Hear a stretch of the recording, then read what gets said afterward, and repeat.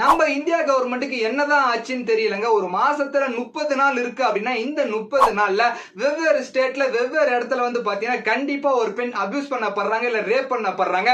இந்த ஒரு விஷயம் தொடர்ச்சியா நடந்துகிட்டே தாங்க இருக்கு. எக்ஸாம்பிளுக்கு சொல்லணும் அப்படின்னா இந்தியாவை சுத்தி பார்க்கலாம்னு வந்து ஒரு ஃபாரின்ஸ் கப்புளுக்குமே இந்த ஒரு விஷயம் நடந்தது. இப்ப ரீசெண்டா வந்து பாத்தீங்கன்னா கொல்கத்தால இந்த மாதிரி ஒரு விஷயம் நடந்துட்டு இருக்கு. இந்த ஒரு விஷயத்துக்கு வந்து பாத்தீங்கன்னா பயங்கரமா ஸ்ப்ரெட் ஆயிட்டு இருக்கு. காட்டு தியேட்டர் பரவிட்டு இருக்கு. நம்ம இந்தியா கண்ட்ரில இருக்க இன்னும் முக்காவாசி பேருக்கு செக்ஸ் எஜுகேஷன் என்னங்கிறது கண்டிப்பா தெரியலங்க. இது மட்டும் இல்லாம இந்திய கவர்மெண்டோட லா அண்ட் ஆர்டர் வந்து பாத்தீங்கன்னா இன்னுமே ஸ்ட்ராங்கா இருக்கணும். இந்த மாதிரி அபியூஸ் பண்றாங்க ரேப் பண்றாங்க அப்படின்னா அவங்களுக்கு பனிஷ்மெண்ட் சிவியரா இருந்தா மட்டுமே அடுத்த தடவை இந்த மாதிரி பண்ணணும்னு நினைக்கிறவங்க கூட பண்ணாம இருப்பாங்க.